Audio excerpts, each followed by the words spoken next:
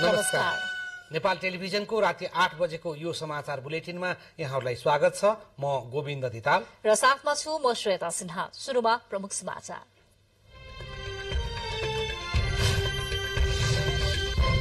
उपनिर्वाचनको मत परिणामलाई लिएर राजनैतिक वृत्तमा तरंग। चितवन र तनहुँमा राष्ट्रिय स्वतन्त्र पार्टीका उम्मेद्वार विजयी, बारामा उपेन्द्र यादवको अग्रता कायम। गोर्खाको बारपा केन्द्रबिन्दु भएर शक्तिशाली भूकम्प भएको आज 8 वर्ष पूरा। विपदको पूर्व सूचना प्रणालीलाई व्यवस्थित गर्ने तयारी भइरहेको गृहमन्त्रीको भनाई। गण्डकी प्रदेशमा सरकार गठनका लागि आह्वान। सरकार गठनका लागि यही वैशाख 14 गते दिनको 4 बजेसम्मको समय सीमा। लुम्बिनीमा सरकार गठनको गृह कार्यमा दलहरू। हिजो राति फ्लाइट दुबईको जहाजमा देखिएको समस्याको वास्तविकताबारे अझै अन्यल। घटनाबारे सत्य तथ्य थाहा पाउन सरकारले बनायो छानबिन समिति। पाकिस्तानको स्वात उपत्यका स्थित प्रति आतंकवाद कार्यालयमा विस्फोट। 17 जनाको मृत्यु, 40 जना भन्दा बढ़ी घाइते। गोला बारूदमा आगो लागेको प्रारम्भिक अनुमान। र एसीसी प्रिमियर कप क्रिकेटमा सिंगापुरलाई पराजित गर्दै कुवेत विजयी। अंकविहीन रहँदै सिंगापुर प्रतियोगिताबाट बाहिरियो। मलेसियासँग कतार 3 विकेटले पराजित।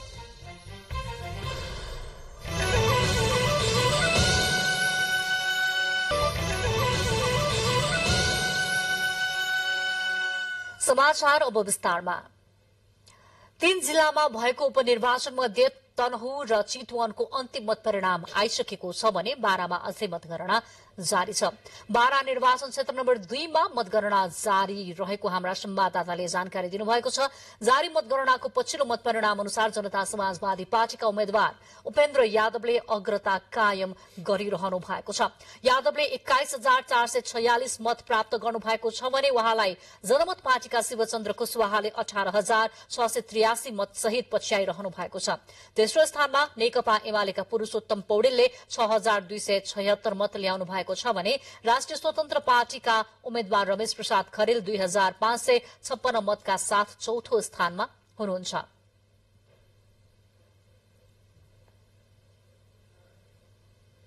मत परिणामबारे जानकारी दिनका लागि यति बेला हामीसँग बाराबाट हाम्रा संवाददाता गुरु गौतम प्रत्यक्ष सम्पर्कमा हुनुहुन्छ। गुरुजी, अब कति जति मत गर्न बाँकी छ र अन्तिम मत परिणाम कहिलेसम्म हामी अपेक्षा गर्न सक्छौं बारामा? हजुर अनिताजी, अहिले अब गणना गर्न बाँकी मत भनेको 16,667 मत गणना गर्न बाँकी रहेको छ। कुल 69,107 मत मध्ये 52,440 मत गणना भइसकेको छ। त्यसमा अहिलेसम्म जसपाका उम्मेद्वार उपेन्द्र प्रसाद यादवले 27,63 मतले अग्रता बनाउनु भएको छ। उहाँले टोटल कुल मत 21,446 मत ल्याउनु भएको छ भने त्यसै गरी हरनछापका जनमतका शिवचन्द्र कुशवाहाले 18,683 मत ल्याउनु भएको छ। उहाँले पहिला अहिले पुरै मत अझै जसपाका उम्मेद्वार उपेन्द्र यादवको अग्रता भएको छ, बढेको छ। भनेपछि जनमतका उम्मेद्वारले पछ्याइरहनु भएको छ। केही त अगाडि पछाडि भन्नाले मतान्तर कम गर्ने क्रम कुनै बेला देखिएको छ भने फेरि पनि मतान्तर बढाउनु भएको छ उपेन्द्र यादवले। यहाँले दिनुभएको जानकारी अनुसार अब कति ठाउँमा मतगणना हुँदैछ? अझै कति समय लाग्ला अन्तिम मत परिणामका लागि? अहिले जुन मतगणना भइरहेको छ यो चाहिँ महागढमाई नगरपालिकाको विभिन्न वडा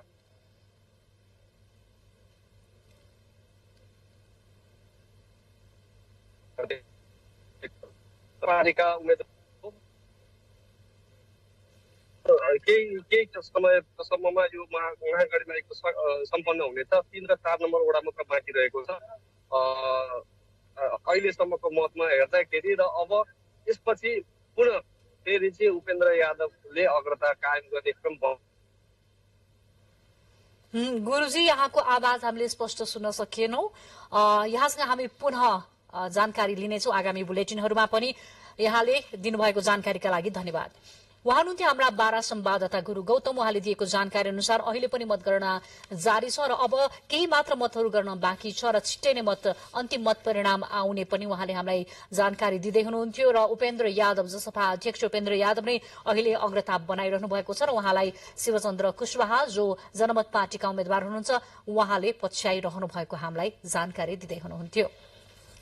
चितवनको निर्वाचन क्षेत्र नम्बर 2 मा राष्ट्रिय स्वतन्त्र पार्टीका सभापति रवि लामिछाने निर्वाचित हुनु भएको छ।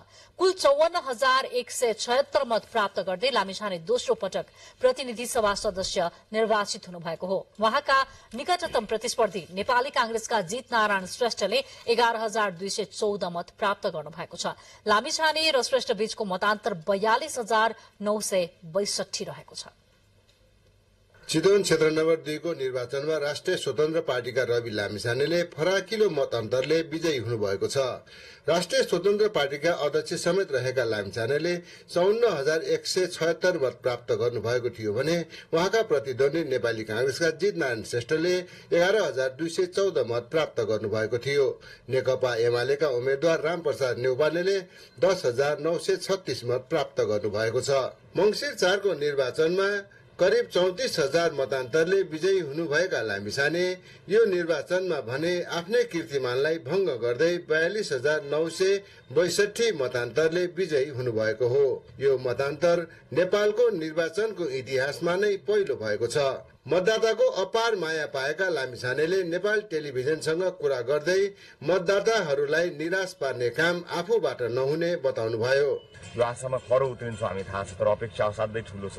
ठुलो त होइन, तर छिटो अपेक्षा हुन्छ कि भन्ने मात्र, खालि समयमा टाइमली डेलिभरी गर्नलाई समस्या हुन्छ कि भन्ने मात्र लागेको। हामीले जुन उद्देश्यका साथ अगाडि बढेका हौँ, हामी जे गर्न खोजिरहेका छौँ त्यसमा हामी त्यो उद्देश्य हामीले प्राप्त गर्न सक्छौँ, त्यो मार्गमा हामी हिँड्छौँ। उपनिर्वाचनमा 78,600 मत खसेकोमा 77,466 मत सदर भएको थियो। 1,198 मत बदर भएको मुख्य निर्वाचन अधिकृतको कार्यालयले जनाएको छ। मतगणना सम्पन्न भए लगतै मुख्य निर्वाचन अधिकृत वासुदेव न्यौपानेले राजसोपाका लामिछानेलाई संघीय सांसदको प्रमाणपत्र हस्तान्तरण गर्नुभयो। लामिछानेले आजै धन्यवाद सभाको आयोजना गरेर मतदाताहरूलाई धन्यवाद प्रदान गर्नुभएको छ। ईश्वर जोशी, नेपाल टेलिभिजन, चितवन। चितवनमा मात्रै होइन, तनहुमा पनि राष्ट्रिय स्वतन्त्र पार्टीका उम्मेद्वारले इतिहास रच्नु भएको छ। अर्थात् पहिलो पटक त्यहाँ राजसपाका उम्मेद्वार निर्वाचित हुनुभएको छ। तनहु क्षेत्र नम्बर 1 मा सम्पन्न उपनिर्वाचनबाट प्रतिनिधि सभा सदस्यमा राष्ट्रिय स्वतन्त्र पार्टीका उम्मेद्वार डाक्टर स्वर्णिम वाग्ले विजयी हुनुभएको हो। वाग्लेले 34,911 मत प्राप्त गर्नुभएको र उहाँका निकटतम प्रतिस्पर्धी नेपाली कांग्रेसका गोविन्द भट्टराईले 20,122 मत प्राप्त गर्नुभएको छ। भारी मत अन्तरले विजयी भएपछि डाक्टर वाग्लेले आजै तनहु क्षेत्र नम्बर 1 का विभिन्न बस्तीका मतदाताहरूलाई धन्यवाद दिनुभएको छ। आज बिहान मुख्य उपनिर्वाचनको कार्यालयबाट विजयी भएको प्रमाणपत्र ग्रहणपछि डाक्टर वाग्लेले उन्नत लोकतन्त्रको अभ्यासको लागि आफ्नो योजनालाई तनहु क्षेत्र नम्बर 1 का मतदाताले अनुमोदन गरेकोमा धन्यवाद व्यक्त गर्नुभयो। निष्ठावान र विद्यार्थी आन्दोलनबाट खारिनु भएका लोकतान्त्रिक गठबन्धनका उम्मेद्वार गोविन्द भट्टराईलाई हराउनु पर्दा आफूलाई दुःख लागेको समेत डाक्टर वाग्लेले बताउनुभयो। प्रकृति विरुद्धको लडाईँमा मलाई एक मनमा दुःख पनि लागेको छ। गोविन्द भट्टराई जस्तो एकदमै निष्ठा, सादगी, लामो समय त्याग गरेर विद्यार्थी राजनीतिबाट खारिएर आउनुभएका पात्रसँग म पुगेँ। तर यो व्यक्तिभन्दा माथिको विषय भयो र त्यही रूपमा हामी दुवैजनाले त्यो मेच्युरिटी देखाएका छौँ। डाक्टर वाग्लेका निकटतम प्रतिद्वन्दी भट्टराईले लोकतान्त्रिक व्यवस्थामा मतदाता स्वतन्त्र हुने बताउनुभयो। भट्टराईले डाक्टर वाग्लेलाई सुखद कार्यकालको समेत शुभकामना व्यक्त गर्नुभयो। मतदाताले नै परिस्थितिलाई, समयलाई, सरकारलाई आवश्यकता अनुसार चाहिँ फेर गर्ने चाहिँ सामर्थ्य राख्छन् भन्ने पद्धति नै लोकतान्त्रिक पद्धति हो। मंसिर 4 गते सम्पन्न निर्वाचनमा राष्ट्रपति रामचन्द्र पौडेलले लोकतान्त्रिक वाम गठबन्धनबाट 25,318 मत प्राप्त गरी विजयी हुनुभएको थियो। त्यस निर्वाचनमा राष्ट्रिय स्वतन्त्र पार्टीका उम्मेद्वार विकास सिग्देलले 6,044 मत प्राप्त गर्नुभएको थियो भने समानुपातिक तर्फ राष्ट्रिय स्वतन्त्र पार्टीले 12,773 मत प्राप्त गरेको थियो। तर यस निर्वाचनमा भने डाक्टर वाग्लेले राष्ट्रपति पौडेलले भन्दा 9,601 मत बढी प्राप्त गर्नुभएको छ। यस निर्वाचनमा नेकपा एमालेका सर्वेन्द्र खनालले 8,488 मत प्राप्त गर्नु भएको छ। मंसिर 4 गतेको निर्वाचनमा नेकपा एमालेका उम्मेद्वार एक बहादुर राणाले 19,943 मत प्राप्त गर्नु भएको थियो। यस उपनिर्वाचनमा डाक्टर वाग्लेले प्राप्त गर्नुभएको मत प्रतिस्पर्धामा होमिएका अन्य 8 दलले प्राप्त गरेको कुल मत भन्दा 5,802 ले बढी हो। यस उपनिर्वाचनमा अन्य 8 दलले प्राप्त गरेको कुल मत 29,117 रहेको छ। पूर्ण बिके, नेपाल टेलिभिजन, गण्डकी प्रदेश, क्षेत्र नम्बर 1, दमौली, तनहुँ। वैशाख 10 गते सम्पन्न उपनिर्वाचनको मत परिणामले यतिखेर नेपालको राजनीतिलाई तरङ्गित पारिदिएको छ। सत्ता गठबन्धन र प्रमुख प्रतिपक्षलाई नै भारी मतान्तरका साथ राष्ट्रिय स्वतन्त्र पार्टीले चितवन र तनहुँमा विजयी प्राप्त गरेपछि ठूला र पुराना राजनीतिक दलहरू रक्षात्मक अवस्थामा पुगेका छन्। तनहुँ क्षेत्र नम्बर 1 बाट प्रतिनिधि सभा सदस्यमा विजयी रामचन्द्र पौडेल राष्ट्रपति, चितवन 2 बाट निर्वाचित रवि लामेछानेको सांसद पद खारेज र बारा 2 बाट विजयी राम सहाय प्रसाद यादव उपराष्ट्रपति भएका कारण यी क्षेत्रमा उपनिर्वाचन भएको थियो। उपनिर्वाचनको परिणाम आफ्नो पक्षमा पार्न प्रमुख राजनैतिक दलहरू निकै सक्रिय बन्नुका साथै दलहरूले आफ्नो प्रतिष्ठाको विषय बनाएका थिए। उपनिर्वाचनको मत परिणामले आम निर्वाचनका बेला जितेका क्षेत्र पनि गुमाउँदै ठूला दलहरू रक्षात्मक अवस्थामा पुगेका छन् भने गत मंसिरमा सम्पन्न आम निर्वाचनमा नयाँ दलको रूपमा उदाएको राष्ट्रिय स्वतन्त्र पार्टीले 2 क्षेत्रमा कब्जा गरेको छ। तनहुँ 1 बाट सत्ता गठबन्धनले कांग्रेसका नेता गोविन्द भट्टराईलाई उम्मेद्वार बनाएको थियो। 2046 सालपछि भएका निर्वाचनमा 2064 र 2074 बाहेक सबै निर्वाचनमा तनहुँ 1 मा कांग्रेस विजयी भएको थियो। गत मंसिरमा सम्पन्न प्रतिनिधि सभा सदस्यमा पनि नेपाली कांग्रेसबाट रामचन्द्र पौडेल निर्वाचित हुनुभएको थियो। मंसिरमा 25,361 मत ल्याएर कांग्रेसका उम्मेद्वार पौडेल विजयी हुनुभएको थियो। निकटतम प्रतिस्पर्धी एमालेका एक बहादुर राणा मगरले 19,981 मत ल्याउनु भएको थियो भने राष्ट्रिय स्वतन्त्र पार्टीका विकास सिग्देलले 6,044 मत ल्याउनु भएको थियो। तर उपनिर्वाचनमा कांग्रेसका उम्मेद्वार भट्टराई राष्ट्रिय स्वतन्त्र पार्टीका उम्मेद्वार डाक्टर सोडिम वाग्लेसँग पराजित हुनुभयो भने एमाले उम्मेद्वारले पनि अपेक्षित मत परिणाम ल्याउन सकेनन्। त्यति मात्र होइन, गठबन्धन बनाएर नै चुनावी मैदानमा उत्रेको कांग्रेसले यो क्षेत्रमा आफ्नो राजनीतिक विरासत गुमाउँदै रक्षात्मक बन्न पुगेको छ। एकल प्रतिस्पर्धामा उत्रेको एमालेका उम्मेद्वारले मंसिरमा भएको निर्वाचनमा प्राप्त मतलाई पनि जोगाउन सकेन। त्यस्तै चितवन क्षेत्र नम्बर 2 मा पनि राष्ट्रिय स्वतन्त्र पार्टीका उम्मेद्वार रवि लामिछाने दोस्रो पटक विजयी हुनुभएको छ। गत मंसिरमा सम्पन्न आम निर्वाचनमा लामिछानेले 39,300 मत प्राप्त गर्नुभएको थियो। निकटतम प्रतिस्पर्धी उम्मेद्वार नेपाली कांग्रेसका उमेश श्रेष्ठले 14,989 मत र एमालेका उम्मेद्वार कृष्णभक्त पोखरेलले 14,652 मत प्राप्त गर्नुभएको थियो। तर उपनिर्वाचनमा पहिलेको भन्दा बढी मत र मतान्तरले लामिछाने विजयी हुनुभएको हो। निकटतम प्रतिस्पर्धी उम्मेद्वार अर्थात ठूला दल कांग्रेस र एमालेका उम्मेद्वारहरूले पनि मंसिरमा सम्पन्न आम निर्वाचनको मत परिणाम भन्दा पनि कम मत प्राप्त गरेका छन्। यसले के प्रश्न पार्छ भने चितवन 2 मा पनि ठूला दल आम निर्वाचनपछि कमजोर बन्न पुगेका छन्। तनहुँ 1 र 2 को मत परिणामलाई हेर्दा संसदमा ठूला दलहरूले एकातिर आफ्नो राजनैतिक विरासत गुमाएका छन् भने अर्कोतर्फ आफ्नै पार्टीका कार्यकर्तालाई पनि जोगाउन सकेको देखिँदैन। पुराना दलका नेताले जनता समक्ष गरेका प्रतिबद्धता पूरा नगर्नु, खास गरी युवा मतदातालाई आशा जगाउन नसकेको र पारदर्शी राजनीति नगरेका कारण नै परम्परागत सोचले ग्रस्त मूलधारका पार्टीका लागि सशक्त विकल्पका रूपमा नयाँ दलहरू उदाएका छन्। सन्तोष तिताल, नेपाल टेलिभिजन। यता उपनिर्वाचनमा आएको मत परिणामलाई लिएर प्रमुख दलका नेताहरूले पार्टीभित्र समीक्षा गर्नुपर्ने समय आएको बताउनु भएको छ। नेताहरूले उपनिर्वाचनको परिणामका विषयमा सबैले पार्टीभित्र समीक्षा गर्नुपर्ने बेला आएको भन्दै कमी कमजोरी सुधार गरेर अघि बढ्नुपर्नेमा जोड पनि दिनुभएको छ। नेताहरूले उपनिर्वाचनको मत परिणामका विषयमा पार्टीभित्र गम्भीर छलफल गरेर सुधार गर्दै अघि बढ्नुपर्ने बताउनु भएको छ।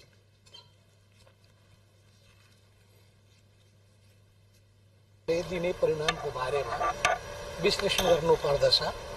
जनताका झुकावहरू कसैप्रति किन गइरहेको छ, कसैप्रति किन छैन भन्ने यस बारेमा राम्रो ढङ्गले विश्लेषण गरेर आफूमा के कमी कमजोरी रहेका छन् र सुधार्ने दिशामा अगाडि बढ्नुपर्छ। पार्टीलाई अझ एकताबद्ध भएर जनतासँग हामी किन पुग्न टच हुन सकेनौँ, युवासँग किन टच हुन सकेनौँ, युवाको भावनालाई किन बुझ्न सकेनौँ, किन हाम्रो अनुहारलाई जनताहरूले मन पराएनन् भन्ने कुरामा पार्टीभित्र वृहत छलफल गरेर अब आगामी दिनमा जाने प्रयासमा हामी छौँ। अहिलेको निर्वाचनबाट आएका परिणामहरूले हिजोदेखि जनतामा स्थापित भएका कतिपय ठूला दलहरूको सन्दर्भमा जे प्रश्नहरू उठिरहेको छ ती दलहरूभित्र कतिपय रूपान्तरण हुनुपर्छ भन्ने आवाजलाई सशक्त बनाउँछ, त्यो एउटा पोजिटिभ कुरा हो। समाचारको क्रममा अब केही बेर विज्ञापनको पालो। अब बाँकी समाचार। प्रधानमन्त्री पुष्पकमल दाहाल प्रचण्डसँग नेपालका लागि क्युबाका गैर आवासीय राजदूत अलेजान्द्रो सिमान्कास मरिनले शिष्टाचार भेट गर्नुभएको छ। भेटका अवसरमा उहाँहरूबीच दुई देशबीचको सम्बन्ध र आपसी हितका साझा विषयमा छलफल भएको थियो। भेटमा प्रधानमन्त्री प्रचण्डले नेपाल र क्युबा बीच असल र मित्र राष्ट्रको सम्बन्ध रहेको भन्नुहुँदै एक अर्का मुलुकका सकारात्मक कुराहरूबाट लाभ लिन सकिने विषयमा सहकार्य गर्न आवश्यक रहेको बताउनु भएको प्रधानमन्त्री प्रचण्डको सचिवालयले जनाएको छ। प्रधानमन्त्री पुष्पकमल दाहाल प्रचण्डले नवप्रवर्तनको क्षेत्रलाई उच्च प्राथमिकता दिएर सरकारले काम गर्ने प्रतिबद्धता व्यक्त गर्नुभएको छ। आज राष्ट्रिय आविष्कार केन्द्रका अध्यक्ष महावीर पुनको टोलीसँगको भेटमा प्रधानमन्त्रीले विज्ञान र प्रविधिलाई महत्व दिएर मात्र विकास र समृद्धिलाई गुणात्मक दिन सम्भव रहेकाले नवप्रवर्तनको क्षेत्रलाई सरकारले उच्च प्राथमिकता दिने बताउनु भएको हो। प्रधानमन्त्री दाहालले विज्ञान प्रविधिको विकास बिना देशको विकास सम्भव नहुनेमा आफू स्पष्ट रहेको भन्दै नेपालमा उत्पादित सवारी साधन दर्ता गर्ने र राष्ट्रिय उत्पादनलाई प्रवर्धन गर्ने कानूनको मस्यौदा तयार पार्ने प्रक्रिया अघि बढ़िसकेको बताउनुभयो। भेटमा केन्द्रका अध्यक्ष पुनले यात्री लगायत नेपालमै उत्पादित सवारी साधनलाई सञ्चालन अनुमति प्रदान गर्न र नवप्रवर्तनको क्षेत्रमा लगानी वृद्धि गर्न प्रधानमन्त्रीको ध्यानाकर्षण गराउनु भएको थियो। पुनले नेपालमा उत्पादित सवारी साधन दर्ता गर्ने र प्रवर्धन गर्ने प्रायोजनका निम्ति सरकारले कानून ल्याउने तयारी गरेकोमा धन्यवाद दिँदै कानून निर्माणको काम छिट्टै सम्पन्न गर्न प्रधानमन्त्री दाहाललाई आग्रह गर्नुभएको थियो। गोर्खाको बारपा केन्द्रबिन्दु भएर शक्तिशाली भूकम्प भएको आज 8 वर्ष पूरा भएको छ। विक्रमसम्म 2072 वैशाख 12 गतिका दिन बिहान 11:56 गएको 7.8 म्याग्नेट्युडको भूकम्पमा परि देशभर करिब 9,000 मानिसले ज्यान गुमाएका थिए। भूकम्पका कारण करिब 22,000 मानिस घाइते भएका थिए भने 8 लाखभन्दा बढ़ी निजी आवास भत्किएका छन्। गोर्खा, धादिङ, नुवाकोट, रसुवा, सिन्धुपाल्चोक, दोलखा, रामेछाप, ओखलढुङ्गा, सिन्धुली, काभ्रे, भक्तपुर, काठमाडौँ, ललितपुर र मकवानपुर गरी 14 जिल्लामा धेरै क्षति भए पनि भूकम्पबाट 32 जिल्ला प्रभावित भएका थिए। उप प्रधानमन्त्री एवं गृहमन्त्री नारायण काजी श्रेष्ठले विपदबाट हुने क्षति न्यूनीकरणका लागि सरकारले विपदको पूर्व सूचना प्रणालीलाई व्यवस्थित गर्ने गरी काम गरिरहेको बताउनु भएको छ। गोर्खा भूकम्पको केन्द्रबिन्दु बारपाकमा आयोजित भूकम्प स्मृति दिवस कार्यक्रममा उप प्रधानमन्त्री एवं गृहमन्त्री श्रेष्ठले विपद व्यवस्थापनमा भएका विगतका कमी कमजोरीको समीक्षा गरेर आगामी दिनमा समस्या नपर्ने गरी विपद व्यवस्थापन प्रणाली व्यवस्थित गरिने प्रतिबद्धता जनाउनु भयो। 72 सालको भूकम्पपछिको पुनर्निर्माणले बारपाकलाई नयाँ पहिचान दिएको बताउनु हुँदै बाँकी पुनर्निर्माणको कामलाई छिट्टै सम्पन्न गरिने पनि उहाँले प्रतिबद्धता व्यक्त गर्नुभयो। एक फरक प्रसंगमा उहाँले आन्दोलनबाट प्राप्त परिवर्तनलाई सामाजिक र आर्थिक क्षेत्रमा विस्तार गर्नका लागि भइरहेको प्रयत्नलाई बदनाम गरेर परिवर्तन उल्टाउने प्रयासहरू समेत भएको टिप्पणी गर्नुभयो। राजनीतिक पार्टी तथा तिनका नेताहरूलाई बदनाम गर्ने र देशमा अराजकता उत्पन्न गरी अराजकताको जगमा देशको राष्ट्रियता कमजोर पार्ने विभिन्न षड्यन्त्र भइरहेको भन्दै उहाँले त्यसका विरुद्ध सचेत रहन पनि सबैलाई आग्रह गर्नुभयो। गोर्खाको बारपाक केन्द्रबिन्दु भएर गएको विनाशकारी भूकम्पको 8 वर्ष बितिसक्दा पनि तहस नहस भएका कतिपय संरचनाहरू अझै बनिसकेका छैनन्। निजी आवास, सरकारी भवन, पुरातात्विक सम्पदा लगायतका सबै संरचनाहरूको हालसम्म 88% पुनर्निर्माण सकिएको छ भने बाँकी 12% संरचनाहरू निर्माणाधीन अवस्थामै छन्। 2072 सालमा गएको भूकम्पमा विभिन्न ऐतिहासिक तथा सांस्कृतिक सम्पदा भत्किए। काठमाडौँमा रहेको धरहरा फेदैबाट भाँचियो। थुप्रै घरहरू तहस नहस भए। नेपाली जनधनको ठूलो क्षति भयो। तर भूकम्प गएको 8 वर्ष बितिसक्दा पनि भूकम्पले तहस नहस भएका सबै संरचनाहरू अझै बनिसकेका छैनन्। अझै पनि 11.4% संरचनाको पुनर्निर्माण हुन बाँकी रहेको केन्द्रीय आयोजना कार्यान्वयन इकाइका निर्देशक कोशनाथ अधिकारीले बताउनुभयो। भूकम्पले भत्किएका मध्ये अहिलेसम्म 88.6% संरचनाको पुनर्निर्माण सकिएको छ। सो भूकम्पमा सबैभन्दा बढी क्षति भएको क्षेत्र निजी आवास हो। 8,32,000 निजी आवासको भवन निर्माण गर्ने सम्झौता भएकोमा करिब 93% निर्माण सकिएको छ।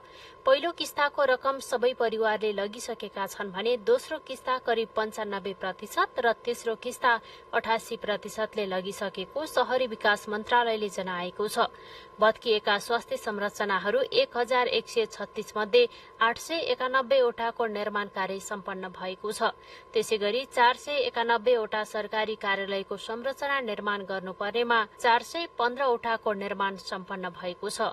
पुरातात्विक सम्पदा हामीहरूकोमा धेरै त पुरातत्व विभाग मार्फतै भएको छ। केही पुरातात्विक सम्पदा हाम्रोमा आएको थियो, त्यो मध्ये 28 वटा हो। 28 वटा मध्ये 24 वटा चाहिँ निर्माणाधीन रहेको छ र राणाकालीन दरबारहरू हाम्रो 5 वटा, जस्तै बबर महल भयो, केशर महल भयो, हाम्रो सिंहदरबारको पश्चिम लङ भन्छौँ होइन, यो हाम्रो 5 वटा दरबारहरू चाहिँ पुनर्निर्माण भइरहेको छ र 2 वटाको राणाकालीन दरबारको चाहिँ अझसम्म पुनर्निर्माणको काम सुरु हुन नसकेको त्यो श्रीमहल र हरिहर भवनको।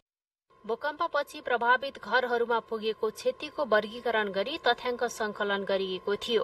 भत्केका घरहरूलाई गणनाका क्रममा क्षति नभएका, निकै कम क्षति भएका, कम क्षति भएका, धेरै क्षति भएका र एकदमै धेरै क्षति भएका गरी क्रमशः ग्रेड 1, 2, 3, 4 र 5 मा वर्गीकरण गरिएको थियो।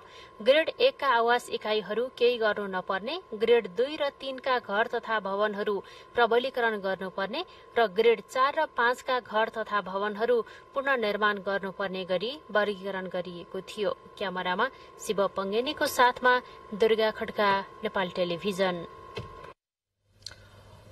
भूकम्पले भत्काएको धरहरा पुनर्निर्माणको कार्यले पनि अझै पूर्णता पाउन सकेको छैन। 2075 सालदेखि पुनर्निर्माण सुरु गरिएको धरहराको काम नसकिँदै 2 वर्ष अगाडि नै उद्घाटन सम्पन्न भइसकेको भए पनि पुनर्निर्माणका लागि अझै केही समय कुर्नै पर्ने भएको छ।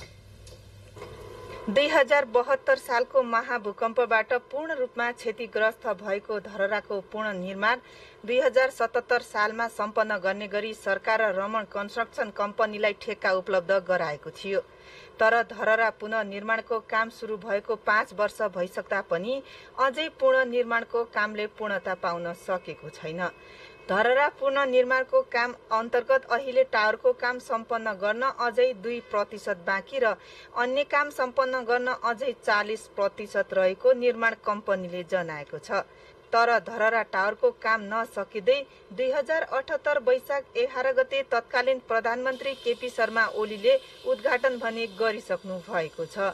2 वर्ष अगाडि नै उद्घाटन भइसकेको धरहरा सर्वसाधारणको प्रयोगमा अझसम्म आउन नसकेकोमा आम नागरिकहरूले रोष प्रकट गरेका छन्।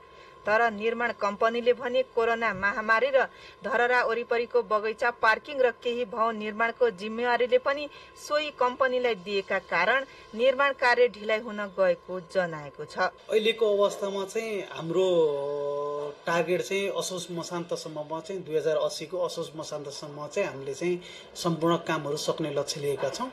अब त्यसपछि हामीले सकेपछि भवन विभागलाई हस्तान्तरण गर्छौँ। भवन विभागलाई हस्तान्तरण गरिसकेपछि चाहिँ काठमाडौँ महानगरपालिकालाई उहाँले हस्तान्तरण गर्नुहुन्छ अनि त्यसपछि काठमाडौँ महानगरपालिकाले चाहिँ आफ्नो प्रोसेसमा चाहिँ अनि सर्वसाधारणको लागि ओपन गर्ने योजना छ। पहिलो सम्झौतामा 3 अर्ब 8 करोडको लागतमा निर्माण सुरु गरे पनि पूर्ण रूपमा सम्पन्न हुँदासम्म 10 देखि 15 करोड रुपैयाँ बढी खर्च हुने कम्पनीले जनाएको छ। यसले एकातिर समयमै काम सम्पन्न नहुनु र अर्कोतिर लागत थपिँदै जाँदा सरकारलाई थप आर्थिक भार बेहोर्नु परेको छ। क्यामेरामा अनुप घिमिरेका साथ पवन वर्षा शाह, नेपाल टेलिभिजन, काठमाडौँ। उता ओखलढुङ्गाको चम्पादेवी गाउँपालिका 9 को खानी गाउँका बासिन्दालाई सुरक्षित आवासका लागि बनाइएको सामूहिक आवास भवन अझै प्रयोगमा आउन सकेको छैन।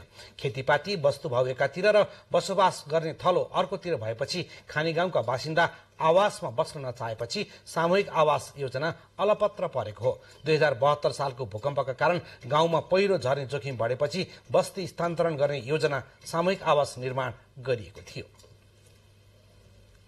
2072 सालको भूकम्पले डिकुरे डाँडाको पहाड़ चर्किएर खानीगाउँ जोखिममा परेपछि तत्कालै नेपाली सेनाले दलिडाँडामा अस्थायी सामूहिक आवास निर्माण गर्यो। सेनाले निर्माण गरेको सामूहिक आवासमा खानीगाउँका बासिन्दालाई राखियो। केही समय उनीहरू यही आवासमा बसे। तर खेतीपाती र वस्तुभाउ एकातिर र बसोबास गर्ने थलो अर्कोतिर भएपछि खानीगाउँका बासिन्दा गाउँ नै फर्किए। खानीगाउँका बासिन्दा गाउँ फर्किए पनि जोखिम यथावत थियो। उनीहरूलाई सुरक्षित आवासका लागि स्थायी ठाउँ खोज गरियो। खानीगाउँ भन्दा करिब 3 किलोमिटर टाढा भर्लाङेमा जग्गा जुटाएर एकीकृत बस्ती विस्तार योजना अन्तर्गत 23 घर निर्माण भए, तर प्रयोगमा आएनन्। पर्याप्त मात्रामा भौतिक पूर्वाधार, बत्ती, खानेपानीको नै राम्रो व्यवस्थापन गर्न नसकेको कारणले गर्दा बस्तीहरूलाई चाहिँ हामीले बस्नुपर्छ भन्दा पनि उहाँहरू चाहिँ हाम्रो घर व्यवहार धान्न बाइल नै ल्याउने कुरा चाहिँ समस्या व्यावहारिक रूपमा नसक्ने भएका भन्ने कारणले गर्दा उहाँहरू निरन्तर रूपमा चाहिँ त्यो बस्तीमा बस्न नसक्ने कुरा चाहिँ उहाँहरूले हामीलाई बताउनुहुन्छ। सामूहिक आवासमा खानेपानी, विद्युत, शौचालय, स्तरीय सडक, ढल तथा नाली लगायतको समस्या छ। यही समस्या देखाउँदै खानीगाउँका बासिन्दा सामूहिक आवासमा बस्न मानेका छैनन्। ती संरचना निर्माणको जिम्मा पाएको सघन शहरी तथा भवन निर्माण आयोजना कार्यालयले ठेकेदार मार्फत केही काम थाले पनि सरकारले बजेट निरन्तरता नदिएको भन्दै विजयमा पन्छिएको छ। जति त्यहाँ बजेट चाहिने त्यो बजेट हाम्रो बहुवर्षीय रूपमा स्वीकृत हुन सकेन र 1 वर्ष जति हामीसँग रकम प्राप्त भयो त्यही अनुसार त्यति नै मात्रै काम गर्यो। अर्को वर्ष रकम प्राप्त नभएको कारणले गर्दा त्यति नै स्थगित छ। 52 लाख पैसा चाहिँ तपाईँहरूले यस्तो काम गर्दाखेरि चाहिँ हुन्छ भने डिपिआर तयार भयो। एउटा दिगो समाधान भन्ने संस्थाले डिपिआर तयार गर्नुभयो। त्यसपछि आएर हामीलाई अब एउटा के अरे त्यो डिपिआर अनुसारको हाम्रो सबै काम पनि हुन सकेन सर। भूकम्प गएको 8 वर्षपछि पनि खानीगाउँमा जोखिम उत्तिकै छ। यहाँका बासिन्दामा वर्षा सुरु हुने बित्तिकै पहाड भत्किने डर पनि छ। तर उनीहरूका लागि निर्माण भएको सामूहिक आवास प्रयोगमा नआउँदा संरक्षणविहीन बन्दै गइरहेको छ। खानीगाउँका भूकम्प पीडितका लागि चिटिक्क परेको सामूहिक आवास निर्माण भएको वर्षौं बितिसक्दा समेत यी भवन प्रयोगमा आएको छैन। यहाँका भूकम्प पीडितले दीर्घकालीन रोजीरोटी र यो क्षेत्रमा विद्युत, खानेपानी लगायतका विकासका अत्यावश्यक पूर्वाधार निर्माणको माग गर्दै आएका छन्। नवराज कार्की, नेपाल टेलिभिजन, कोशी प्रदेश, ओखलढुङ्गा। समाचारको क्रममा अब केही बेर विज्ञापनको पालो। विश्रामपछि समाचारमा पुनः स्वागत छ। अब बाँकी समाचार। मन्त्री परिषद बैठकले फास्ट ट्र्याकको जग्गा प्राप्ति छिट्टो टुङ्गो लगाउने निर्णय गरेको छ। प्रधानमन्त्री कार्यालय सिंहदरबारमा बसेको मन्त्री परिषद बैठकले सशस्त्र प्रहरी बल सम्बन्धी नियमावली संशोधन गर्ने स्वीकृति दिने निर्णय पनि गरेको छ। त्यसैगरी खाद्य पदार्थको गुणस्तर परीक्षण सम्बन्धी प्रस्ताव समितिमा पठाउने निर्णय पनि बैठकले गरेको छ। मन्त्री परिषद बैठकले जग्गाको कित्ता काटको विषय छलफलका लागि अर्थ तथा प्रशासन समितिमा पठाउने निर्णय गरेको भौतिक पूर्वाधार तथा यातायात मन्त्री प्रकाश ज्वालाले जानकारी दिनुभयो। तराई मधेस फास्ट ट्र्याकको सन्दर्भमा जुन चाहिँ जग्गा प्राप्तिको विषय छ, यसभन्दा केही दिन अगाडि हामीले एउटा उच्च स्तरीय समिति पनि निर्माण गरेका थियौँ। त्यो समितिले काम अगाडि बढाएको छ र छिटै त्यो जग्गा प्राप्तिको कामलाई अगाडि बढाउने, टुङ्ग्याउने भन्ने एउटा चाहिँ निर्णय भएको छ खासमा। त्यसपछि आएर यो गृह मन्त्रालयसँग सम्बन्धित गृह मन्त्रालय अन्तर्गत चाहिँ यो के अरे सशस्त्र प्रहरी बलको नियमावली संशोधनको कुरा छ। त्यस्तै गरी अब कृषि तथा पशुपन्छी विकास मन्त्रालयको प्रस्ताव त्यो चाहिँ समितिमा पठाउने निर्णय भएको छ। त्यस्तै गरी चाहिँ यो जुन जग्गा कित्ता काटको विषय छ, त्यो विषयलाई चाहिँ अर्थ तथा प्रशासन समितिमा पठाउने निर्णय भएको छ। गण्डकी प्रदेश प्रमुखले सरकार गठनका लागि आह्वान गर्नुभएको छ। प्रदेश प्रमुख पृथ्वीमान गुरूङले संविधानको धारा 168 को उपधारा 2 अनुसार 3 दिनभित्र अर्थात वैशाख 14 गते दिनको 4 बजे भित्रमा सरकार गठनका लागि आह्वान गर्नुभएको हो। संविधानमा कुनै पनि दलको स्पष्ट बहुमत नभएको अवस्थामा प्रदेश सभामा प्रतिनिधित्व गर्ने 2 वा 2 भन्दा बढ़ी दलको समर्थन प्राप्त गर्न सक्ने प्रदेश सभा सदस्यलाई प्रदेश प्रमुखले मुख्यमन्त्री नियुक्त गर्न सक्ने व्यवस्था छ। यही वैशाख 9 गते नेकपा एमालेका खगराज अधिकारी नेतृत्वको सरकारले प्रदेश सभामा विश्वासको मत प्राप्त गर्न नसकेपछि नयाँ सरकार गठनका लागि प्रक्रिया बढ़ेको हो।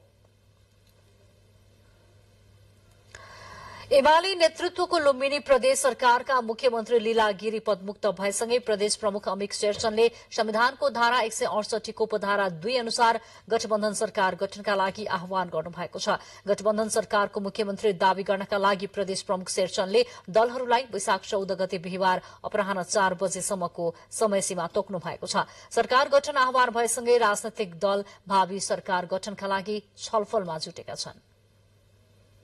लुम्बिनी प्रदेशमा पुनः दलहरूको संयुक्त सरकार बन्ने भएको छ। संविधानको धारा 168 को उपधारा 2 अनुसार बनेको पहिलो सरकारले विश्वासको मत गुमाएपछि पुनः सोही धारा अनुसार नयाँ सरकार गठन हुने भएको हो। प्रदेश प्रमुख अमिक शेरचनले गरेको परामर्शमा उपधारा 2 को विकल्प हुँदासम्म अर्को धारामा जान नहुने सुझाव आएपछि उपधारा 2 अनुसार नेपाली कांग्रेस संसदीय दलका नेता डिल्लीबहादुर चौधरी मुख्यमन्त्रीमा नियुक्त हुने देखिएको हो। यसअघि नै 53 जना प्रदेशसभा सदस्यको हस्ताक्षर सहित नेपाली कांग्रेस संसदीय दलका नेता डिल्लीबहादुर चौधरीले प्रदेश प्रमुख अमिक शेरचन समक्ष मुख्यमन्त्रीमा दावी पेश गरिसक्नु भएको छ। संविधानको धारा 168 को उपधारा 2 मा प्रदेश सभामा कुनै पनि दलको स्पष्ट बहुमत नरहेको अवस्थामा प्रदेश सभामा प्रतिनिधित्व गर्ने 2 वा 2 भन्दा बढी दलहरूको समर्थनमा बहुमत प्राप्त गर्न सक्ने प्रदेश सभाको सदस्यलाई प्रदेश प्रमुखले मुख्यमन्त्री नियुक्त गर्ने व्यवस्था गरिएको छ। गण्डकी प्रदेशमा पनि संविधानको धारा 168 को उपधारा 2 अनुसार नै सरकार गठनका लागि आह्वान भएको छ। यस विषयमा प्रदेश प्रमुखले संघीय सरकारको महान्यायाधिवक्तासँग पनि राय माग गर्नुभएको थियो। हिजो बसेको लुम्बिनी प्रदेश मन्त्री परिषद बैठकले उपधारा 2 अनुसार बनेको प्रदेश सरकारले विश्वासको मत गुमाएपछि उपधारा 3 अनुसार नै नयाँ सरकार गठन गर्न उपयुक्त हुने सुझाव प्रदेश प्रमुख अमिक शेरचनलाई दिने निर्णय गरेको थियो। उक्त निर्णय हिजो नै मुख्यमन्त्री लीला गिरीले प्रदेश प्रमुखलाई बुझाइसक्नु भएको छ। प्रदेश प्रमुखले के भूमिका निर्वाह गर्नुहुन्छ भन्ने अहिले 2 अनुसारको सरकारले अल्पमतमा परिसकेपछि त्यो 3 अनुसार जाने प्रक्रियामा कुनै अरु बाटो छैन। हामीले त्यसरी नेपाली कांग्रेस संसदीय दलका नेता डिल्लीबहादुर चौधरीले 53 जना प्रदेशसभा सदस्यको हस्ताक्षर सहित आफूले प्रदेश प्रमुख समक्ष मुख्यमन्त्रीमा दावी पेश गरिसकेकाले अन्य प्रक्रियामा जान आवश्यक नभएको बताउनुहुन्छ। पहिले लुम्बिनी प्रदेशले धारा 2 मा 2 चोटि बनाइसकेको छ। त्यही हुनाले पहिले कुनमा फर्क्यो के भयो भन्ने कुरा तपाईहरु सबैलाई थाहै छ। प्रदेश सरकारले प्रदेश प्रमुखलाई उपधारा 3 अनुसार नै सबैभन्दा ठूलो दललाई सरकार बनाउन आह्वान गर्ने सुझाव दिए पनि नेकपा एमालेले सरकार गठनको लागि दाबी भने अहिलेसम्म गरेको छैन। सन्तोष सुवेदी, नेपाल टेलिभिजन, लुम्बिनी प्रदेश, दाङ। गएराती काठमाडौँबाट दुबईका लागि उडेको फ्लाइ दुबईको विमानको इन्जिनमा आगो लागेको झिल्को देखेपछि काठमाडौँ उपत्यका केही बेर आतंकित बन्यो। सामाजिक सञ्जालमा अझ भाइरल बनेपछि सनसनी बनेको विमानको वास्तविक तथ्य भने अझै सार्वजनिक भएको छैन। यसैबीच नेपाल नागरिक उड्डयन प्राधिकरणले भने घटनाबारे छानबिन गर्न एउटा समिति बनाएको छ। समाचारको संवेदनशीलता र स्रोत पहिचान नगरी अनुमानका भरमा जथाभावी समाचार सम्प्रेषण गर्दा कति पीड़ा हुन्छ भन्ने कुरा सोमबार भएको विमान घटनाले देखाएको छ। सोमबार राति काठमाडौँबाट दुबईका लागि उडेको फ्लाइ दुबईको जहाजमा समस्या देखिएको विषयले नेपालमा केही समय आतंक सृजना गर्यो। खास गरी ललितपुरको इमाडोल, सार्दोबाटो र भैसेपाटी क्षेत्रका बासिन्दा बढी आतंकित बने। उडिरहेको विमानमा एक्कासी ठूलो आवाज सुनेका स्थानीयहरू केही बेर डर र त्रासमा रहे। आतंकित भएकै बेला सबैले आफ्नै ठाउँबाट अनुमान समेत लगाउन भ्याए। कोहीले जहाज अवतरणका लागि भैरवा पुगे भने त कोहीले नयाँ दिल्ली समेत भन्न भ्याए अनि कोहीले आगो लागेको विमानका फोटोहरू समेत सामाजिक सञ्जालमा पोस्ट्याउन भ्याए। हल्लै हल्लामा नेपालमा एकछिन सनसनीपूर्ण छायो। मंगलबार पनि यो विषय सेलाएन। अझ विमानमा चरा ठोकिएको, विमानस्थलभित्र मरेको चरा भेटिएको जस्ता अनर्गल प्रचार भए। वास्तविकता पत्ता लगाउन अनुसन्धान गर्नुको सट्टा अनेकन अनुमानका सामग्रीले विमानको विषयलाई अझ सनसनी बनायो। यसै पृष्ठभूमिमा नेपाल टेलिभिजनको जिज्ञासामा नेपाल नागरिक उड्डयन प्राधिकरणले चरा ठोकिएको सत्य नभएको जनायो। प्राधिकरणका प्रवक्ता जगन्नाथ निरौलाका अनुसार फ्लाइ दुबई विमान उडेको केही समयमै इन्जिनमा समस्या भएको चालकले जानकारी गराएको र चरा ठोकिएको भन्ने कुरामा कुनै सत्य नभएको र अनुमानका आधारमा नलाग्न आग्रह गर्नुभयो। बाहिर संचार माध्यममा सञ्जालमा चरा ठोकिएको भन्ने कुराहरू आइरहेछन्। चरा ठोकिएर यस्तो भएको होइन, किनभने हामीले त्यो घटना घटिसकेपछि विमानस्थल चाहिँ सञ्चालन ल्याउनुभन्दा अगाडि यो रनवेको धावनमा आएको चेक गर्दाखेरि र बिहान पनि चेक गर्दाखेरि कुनै पनि चराहरूको अवशेषहरू ठोकिएको कुनै सङ्केतहरू पाएनौँ र पाइलटले पनि मेरो जहाजमा चरा ठोकिएको भनेर भनेको अवस्था छैन। यसैबीच नेपाल नागरिक उड्डयन प्राधिकरणले घटनाका विषयमा सत्य तथ्य छानबिन गरी प्रतिवेदन पेश गर्न एक अध्ययन समिति गठन गरेको छ। प्राधिकरणले उडानमा चरा ठोकिएको भनेर भ्रमपूर्ण समाचार फैलाएको भन्दै फ्लाइ दुबईका कन्ट्री म्यानेजर र एयरपोर्ट म्यानेजरलाई विमानस्थल प्रवेशमा रोक लगाई दुवैजनाको पास निष्क्रिय पारेको छ। यस्तै प्राधिकरणले दुबई नागरिक उड्डयन प्राधिकरणलाई कारबाही सम्बन्धी पत्रचार समेत गरिसकेको छ। यो घटनाको बारेमा नेपाल नागरिक उड्डयन प्राधिकरणले दुबईको सिभिल एभिएसन अथोरिटीलाई पत्रचार गरेको छ र उनले त्यस बारेमा अध्ययन गरेर नेपाल नागरिक प्राधिकरणलाई जानकारी गराउँछ र अहिले हामीले फ्लाइ दुबईलाई हामीले के भनेका छौँ भनेदेखि तिमीहरूको पाइलटले के रिपोर्ट गर्यो, यो घटना कसरी भयो, के कारण हुनसक्छ, त्यसको प्रारम्भिक रिपोर्ट के हो हामीलाई बुझाऊ भनेर हामीले भनेका छौँ र त्यो बुझाएपछि पनि यसको प्रारम्भिक हामी आकलन गर्न सक्छौँ। प्राधिकरणले हल्ला र अनुमानको भरमा समाजमा आतंकित हुने कुनै सूचना सम्प्रेषण नगर्न आग्रह गर्दै सत्य तथ्य सूचनामा मात्रै विश्वास गर्न समेत आग्रह गरेको छ। क्यामेरामा प्रदुन्न मिश्रको साथमा मानवी बानिया, नेपाल टेलिभिजन, काठमाडौँ। अब एउटा किसानको कुरा छ। नेपालमा मल खरिदका लागि यस वर्ष सरकारले 38 अर्ब 50 करोड रकम विनियोजन गरेको छ। तर माग अनुसारको मल आयात नहुँदा कृषकले रासायनिक मल पाउन सकिरहेका छैनन्। सरकारवालाले भने परम्परागत मात्र नभई नगदे बालीमा समेत रासायनिक मलको प्रयोग गर्ने क्रम बढे पनि सोही अनुपातमा आयात नबढाउँदा मल अभाव भएको बताएका छन्। नेपालमा व्यावसायिक कृषितर्फको आकर्षण बढ्दै गएको छ। परम्परागत कृषिको विकल्प खोज्दै युवाहरूले कृषि तथा पशुपालनलाई व्यावसायिक रूपमा अघि बढाएका छन्। त्यसैले धान, गहुँ, मकै, कोदो, फापर जस्ता अन्न बाली मात्र नभई तरकारी तथा नगदे बालीतर्फ समेत कृषकको आकर्षण बढेको छ। यसरी आधुनिक कृषि पेशामा युवाहरूको समेत आकर्षण बढे पनि कृषिका लागि अत्यावश्यक हुने मल, बिउ तथा कृषि उपकरणको माग भने पूरा हुन सकेको छैन। कृषि सामग्री कम्पनी लिमिटेडका अनुसार अन्नबाली, दलहनका साथै उखु, केरा र चिया मात्र होइन, गाईबस्तुलाई खुवाउने घाँस तथा तरकारी बालीमा समेत हाल्नका लागि कृषकहरूले नियमित जसो रासायनिक मलको माग गर्ने गरेका छन्। सामान्य अवस्थामा 5 देखि 7 लाख मेट्रिक टन आवश्यक हुने मलको माग वात्तै बढेको छ। हाल नेपालमा 12 लाख मेट्रिक टन रासायनिक मल आवश्यक पर्ने विज्ञको भनाइ छ। कृषि सामग्री कम्पनी लिमिटेडका कामु प्रबन्ध सञ्चालक विष्णु प्रसाद पोखरेलले माग भन्दा आयात कम भएपछि हरेक वर्ष रासायनिक मलको अभाव हुने गरेको बताउनुभयो। मुख्य बाली धान र गहुँमा प्रयोग हुन्थ्यो, तर अब अहिले के छ भने व्यवसायिक तरकारी खेतीहरू हुन्छन् होइन। किसानहरूले चाहिँ उखु खेती गर्नुहुन्छ, केरा खेती गर्नुहुन्छ। अब त्यो उखु खेती, केरा खेती, व्यवसायिक तरकारीमा पनि अहिले रासायनिक मलहरू प्रयोग भएको 5-7 वर्षदेखि यता प्रयोग हुन थालेको छ। यसले गर्दा माग बढ्दो छ होइन। अब झन् चियामा पनि अलिकति मल प्रयोग हुन्छ। त्यसले गर्दाखेरि अब यो मलको माग बढ्दो गएको हुनाले हामीलाई चाहिँ करिब हामीलाई मल चाहिने त हाम्रो 7 लाख मेट्रिक टन हो चाहिने। खेतीयोग्य जमिनको आधारमा हेऱ्यो भने करिब 12 लाख चाहिन्छ। हामीले जति खेतीयोग्य जमिन छ र जति त्यहाँ प्रयोग गर्नुपर्ने रेसियो अनुपात निकालेर हेर्ने हो, बोट बिरुवालाई आफै पर्ने तत्त्वको आधारमा हेर्ने भने हामीलाई 12 लाख चाहिन्छ।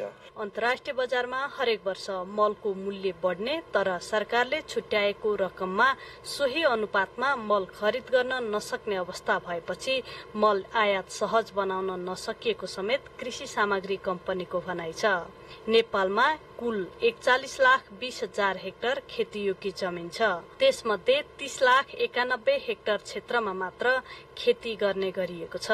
तर मल, बिउ तथा सिंचाईको अभावका कारण कतिपय वर्षमा कृषकले जग्गा बाँझै राख्ने गरेको तथ्याङ्कले देखाउँछ। बुलेटिनमा प्रमुख समाचार एकपटक फेरि। उपनिर्वाचनको मत परिणामलाई लिएर राजनीतिक वृत्तमा तरंग। चितवन र तनहुमा रासपाका उम्मेद्वार विजयी, 12मा उपेन्द्र यादवको अग्रता कायमै। गोर्खाको बारपा केन्द्रबिन्दु भएर शक्तिशाली भूकम्प गएको आज 8 वर्ष पूरा। विपदको पूर्व सूचना प्रणालीलाई व्यवस्थित गर्ने तयारी भइरहेको गृहमन्त्रीको भनाई। गण्डकी र लुम्बिनी प्रदेशमा सरकार गठनका लागि आह्वान। सरकार गठनका लागि यही वैशाख 14 गते दिनको 4 बजेसम्मको समय सीमा। सरकार गठनको गृह कार्यमा दलहरू। हिजो राति फ्लाइ दुबईको जहाजमा देखिएको समस्याको वास्तविकताबारे अझै अन्यल। घटनाबारे सत्य तथ्य थाहा पाउन सरकारले बनायो छानबिन समिति। पाकिस्तानको स्वात उपत्यका स्थित प्रति आतंकवाद कार्यालयमा विस्फोट, 17 जनाको मृत्यु, 40 भन्दा बढी घाइते। गोला बारुदमा आगो लागेको प्रारम्भिक अनुमान। लगातार 3 विकेटले पराजित। कोरोना भाइरस संक्रमण पुनः बढ़ेको छ। स्वास्थ्य तथा जनसंख्या मन्त्रालयका अनुसार आज 1591 जनामा गरिएको परीक्षणमा 136 जनामा संक्रमण पुष्टि भएको छ। कोरोनाका सक्रिय संक्रमितको संख्या 390 पुगेको छ। मन्त्रालयका अनुसार संस्थागत आइसोलेसनमा 27 जना, सघन उपचार कक्ष आइसीयूमा 4 जना र भेन्टिलेटरमा 1 जना उपचाररत रहेका छन्। नेपालमा कलेजो प्रत्यारोपण प्रविधि विकास भएपछि कलेजो प्रत्यारोपणका लागि दान गर्नेहरूको संख्या बढ़न थालेको छ। साँखुका 1 जना महिलाले आफ्नो श्रीमानका लागि आफ्नो कलेजो दान दिएर जीवन बचाउने काम गरेकी छिन्। प्रेम गर्नेहरू आफ्नो प्रेमिकालाई मुटु दिन्छु भन्छन्, तर शंखरापुर नगरपालिका वडा नम्बर 6 इपाटोलकी 48 वर्षीय लक्ष्मी श्रेष्ठ प्रजापतिले 50 वर्षीय आफ्ना श्रीमान कृष्णगोपाल प्रजापतिलाई आफ्नो कलेजो दान दिएर जीवन बचाएकी छन्। 35 वर्ष अघि 15 वर्षको किशोरी अवस्थामा प्रेम विवाह गरेकी लक्ष्मीले श्रीमान नै आफ्नो प्रेमी र सर्वस्व भएको भन्दै कलेजो दिएकी हुन्। श्रीमानको कलेजो बिग्रेपछि लक्ष्मीले आफ्नो कलेजोको 57% भाग काटेर आफ्नो श्रीमानलाई दिएका हुन्। कलेजो बिग्रेर पटक पटक बेहोस भई विभिन्न अस्पताल धाउँदै आइसीयू कक्षमा समेत पटक पटक उपचार गराइसकेका कृष्णगोपालको स्वास्थ्य अवस्था जटिल बन्दै गएपछि श्रीमानको जीवन रक्षाका लागि आफूले कलेजो दिएको लक्ष्मी श्रेष्ठ प्रजापतिले बताउनु भएको छ। मैले मेरो कोही छैन, मेरो श्रीमानलाई मैले दिन लागेको हस्बेन्डलाई होइन, धेरै गाह्रो यो अपरेसनको बारेमा सबै थोक भन्नु भएको छ सरहरूले। धेरै त्यो गाह्रै हुन्छ, अलिकति धेरै लामो समय पनि हुन सक्छ। उनीहरूको कोही सन्तान नभएको र आर्थिक अवस्था समेत कमजोर भएका कृष्णगोपाल गम्भीर बिरामी भएपछि ललितपुरको ग्वारको स्थित किस्ट मेडिकल कलेजमा भर्ना भएका थिए। अपरेसन गर्नुपर्ने भनेर चाहिँ यहाँको डाक्टरहरूले भन्नुभएको थियो। अनि त्यहाँबाट चाहिँ मसँग चाहिँ क्षमा नभएको बेला यो हस्पिटलले चाहिँ एकदम सहयोग गर्नु भएको थियो। सहयोग गरेपछि अनि चाहिँ म चाहिँ अपरेसनमा चाहिँ अघि बढेर हिजो मात्र सफल कलेजो प्रत्यारोपण गरेका उनीहरू दुवैजनाको स्वास्थ्य अवस्था सामान्य रहेको र उनीहरूलाई अस्पतालको प्रत्यारोपण सदन कक्षमा चिकित्सकको निरीक्षणमा राखेको अस्पतालले जनाएको छ।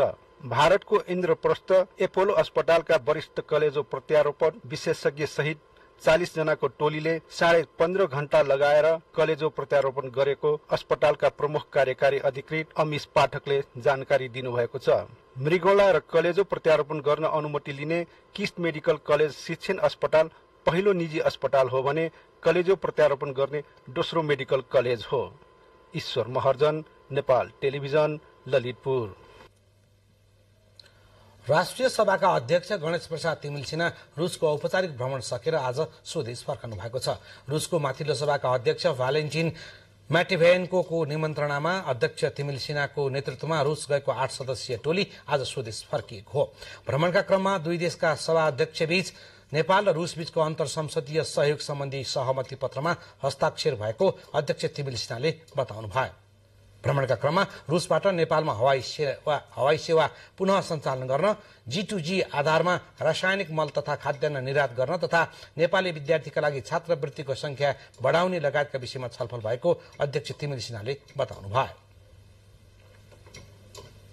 सम्बन्ध र खासगरी समझदारी पत्र हस्ताक्षर गर्ने मात्र होइन, त्यो लगायत नेपालमा पूर्वाधारको विकासको लागि जसरी रुसमा विद्यार्थीहरू विगतमा ठूलो संख्यामा पढ्न जान्थे नेपाली विद्यार्थीहरू र बीचमा कमी भएको छ, त्यसलाई अगाडि बढाउने कुराहरूमा नेपाल सरकारले प्रस्ताव गरे अनुसार G2G मार्फत उहाँहरूले रासायनिक मल उपलब्ध गराउनको लागि एकदमै सस्तो दर भन्नुभएको छ, गहुँ उपलब्ध गराउने र व्यापारलाई अरू विस्तार गर्ने कुराहरूमा पनि उहाँहरू इच्छुक हुनुहुन्छ। अध्यक्ष थिमिलसिना नेतृत्वको टोली गत वैशाख 6 गते रुस गएको थियो। अब एउटा अन्तर्राष्ट्रिय प्रसंग। उत्तर पश्चिम पाकिस्तानको स्वात उपत्यका स्थित प्रति आतंकवाद कार्यालयमा विस्फोट हुँदा 17 जनाको मृत्यु भएको छ। विस्फोटमा अधिकांश सुरक्षा अधिकारीले ज्यान गुमाएका छन्। विस्फोटमा परि 40 जना भन्दा बढी घाइते भएका छन् भने आसपासका भवनहरू पनि भत्किएका छन्। यो विस्फोट बाह्य हमलाका कारण भएको कुनै प्रमाण नभेटिएको र विद्युतीय त्रुटिका कारण दुर्घटना भएको अनुमान सरकारी अधिकारीहरूले गरेका छन्। अफगानिस्तानको छिमेकी खैबर पख्तुनख्वामा प्रान्तीय प्रहरीका प्रवक्ताले गोला बारुदमा आगो लागि हुँदा विस्फोट भएको हुन सक्ने बताएका छन्। पाकिस्तानी तालिबान समूहले विगत केही समयदेखि सुरक्षा बलहरूलाई लक्षित गरी धेरै आक्रमण गर्दै आएको छ, तर यो विस्फोटको जिम्मेवारी कुनै समूहले लिएको छैन। प्रति आतंकवाद विभागका क्षेत्रीय प्रमुख सोहेल खालिदले पनि कार्यालयमा भएको विस्फोट आतंकवादीले गराएको नभई त्यो एउटा दुर्घटना भएको प्रारम्भिक अनुसन्धानको प्रतिवेदन आफूलाई प्राप्त भएको बताएका छन्। अब फेरि एकैछिन विज्ञापन।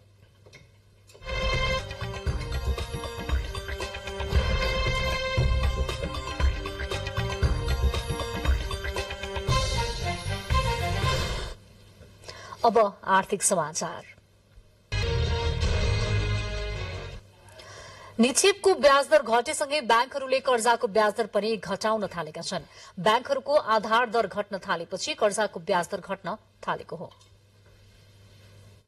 यही वैशाख 1 गतेदेखि लागू हुने गरी बैंकहरूले निक्षेपको ब्याज दर घटाएपछि आधार दर पनि घट्न थालेको छ। चालू आर्थिक वर्षको तेस्रो त्रैमासिकको वित्तीय विवरण अनुसार बैंकहरूको आधार दर घट्न थालेको देखिएको हो। आधार दर घटेसँगै कर्जाको ब्याज दर पनि स्वतः घट्छ।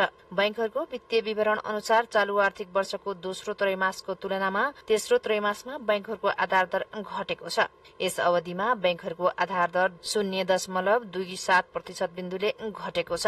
चैत्र मसान्तसम्ममा बैंकहरूको आधार दर औसतमा 10.51% रहेको छ, जबकि पुष मसान्तसम्ममा बैंकहरूको आधार दर 10.78% रहेको थियो। बैंकहरूले आधार दरलाई आधार मानेर कर्जाको ब्याज दर निर्धारण गर्ने गर्छन्। त्यसैले आधार दर कम हुने बैंकको कर्जा अन्य बैंकको तुलनामा सस्तो हुने गर्दछ।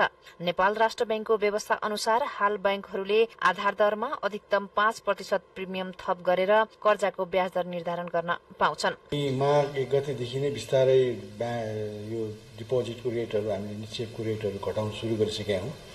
पटक पटक गरेर हामीले निक्षेपमा चाहिँ रेट घटाएर आएका छौँ र अब पनि आज पनि घटाउँदाखेरि आगामी दिनहरूमा बिस्तारै चाहिँ यो यसको इम्प्याक्ट पर्छ एउटा कुरा। अर्को चाहिँ नेपाल राष्ट्र बैंकको अहिले योभन्दा अलि अगाडि भएको निर्देशन अनुसार चाहिँ ब्याङ्कहरूले आफ्नो स्प्रेड रेटलाई चाहिँ अहिले यो चैत वैशाख 1 गतेदेखि 4.2 मा राख्नुपर्ने हुन्छ र त्यसै गरी असारमा चाहिँ त्यसलाई 4% मा झार्नुपर्ने हुन्छ।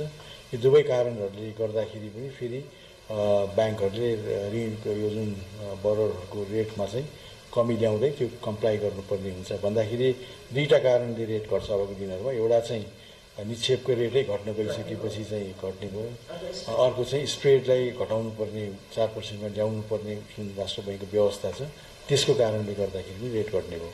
कर्जाको ब्याज दर बढेपछि उद्योगी तथा व्यवसायीहरूले उद्योग कल कारखाना सञ्चालन गर्नै नसक्ने अवस्थामा पुगेको भन्दै सड़क आन्दोलन समेत गरेका थिए। सरकारले ब्याज दर घटाउने प्रतिबद्धता गरेपछि उद्योगी व्यवसायीहरूको आन्दोलन स्थगित भएको थियो। क्यामेरामा प्रधुम्न मिश्रका साथमा कमला अरियाल, नेपाल टेलिभिजन, काठमाडौँ। आर्थिकपछि अब खेलकुद समाचार।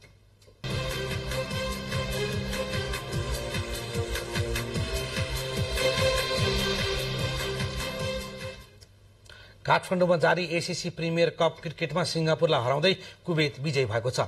त्रिवी क्रिकेट मैदानमा भएको खेलमा कुवेतले सिंगापुरलाई 4 विकेटले पराजित गरेको हो। जितसँगै कुवेतले सेमिफाइनल पुग्ने सम्भावना बलियो बनाएको छ। जितका लागि सिंगापुरले दिएको 114 रनको सामान्य लक्ष्य कुवेतले 26.3 ओभरमा 6 विकेट गुमाएर पूरा गर्यो। त्यसअघि टस हारेर पहिले ब्याटिङ गरेको सिंगापुरले 31.4 ओभरमा सबै विकेट गुमाउँदै 113 रन बनाएको थियो। कुवेतले 3 खेलबाट 4 अङ्क जोडेर अङ्क तालिकाको तेस्रो स्थान सुरक्षित गरेको छ। अब बिहिबार हुने समूह चरणको अन्तिम खेलमा हङकङलाई पराजित गरे कुवेत सेमिफाइनलमा पुग्नेछ। त्यस्तै यस खेलसँगै सिंगापुर भने अङ्कविहीन रहँदै प्रतियोगिताबाट बाहिरिएको छ। यसैगरी आज भएको अर्को खेलमा मलेसिया विजयी भएको छ। मूलपानी मैदानमा भएको खेलमा मलेसियाले कतारलाई 3 विकेटले पराजित गरेको हो।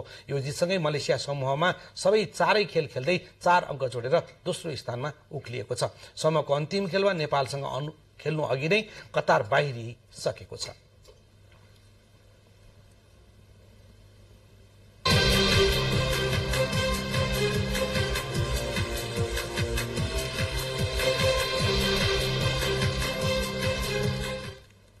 अब मौसम। देशका पहाड़ी भागमा आज आंशिकदेखि सामान्यतया बदली भई केही स्थानहरूमा मेघ गर्जनसहित क्षणिक वर्षा हुन सक्ने र कोशी प्रदेशका थोरै स्थानहरूमा हावाहुरीको सम्भावना रहेको छ। बाँकी भागमा आंशिक बदलीदेखि मौसम सामान्यतया सफा रहने मौसम पूर्वानुमान महाशाखाले जनाएको छ। अब मौसम सम्बन्धी थप विवरण।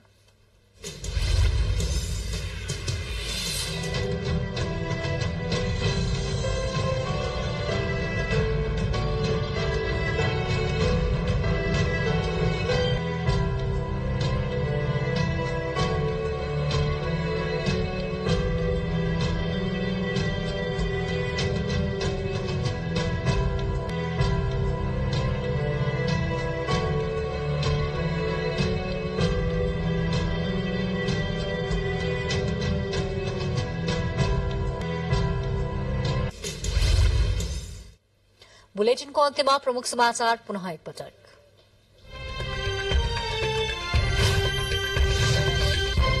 उपनिर्वाचनको मत परिणामलाई लिएर राजनैतिक वृत्तमा तरंग। चितवन र तनहुँमा राष्ट्रिय स्वतन्त्र पार्टीका उम्मेद्वार विजयी, 12 मा उपेन्द्र यादवको अग्रता कायम। गोर्खाको बाढपाक केन्द्रबिन्दु भएर शक्तिशाली भूकम्प गएको आज 8 वर्ष पूरा। विपदको पूर्व सूचना प्रणालीलाई व्यवस्थित गर्ने तयारी भइरहेको गृहमन्त्रीको भनाई। गण्डकी र लुम्बिनी प्रदेशमा सरकार गठनका लागि आह्वान। सरकार गठनका लागि यही वैशाख 14 गते दिनको 4 बजेसम्मको समय सीमा। सरकार गठनको गृह कार्यमा दलहरू। हिजो राति फ्लाइट दुबईको जहाजमा देखिएको समस्याको वास्तविकताबारे अझै अन्यौलता। घटनाबारे सत्य तथ्य थाहा पाउन सरकारले बनायो छानबिन समिति। पाकिस्तानको स्वातो उपत्यका स्थित प्रति आतंकवाद कार्यालयमा विस्फोट, 17 जनाको मृत्यु, 40 जना भन्दा बढ़ी घाइते। गोला बारूदमा आगो लागेको प्रारम्भिक अनुमान। र एसीसी प्रिमियर कप क्रिकेटमा सिंगापुरलाई पराजित गर्दै कुवेत विजयी। अंकविहीन रहँदै सिंगापुर प्रतियोगिताबाट बाहिरियो।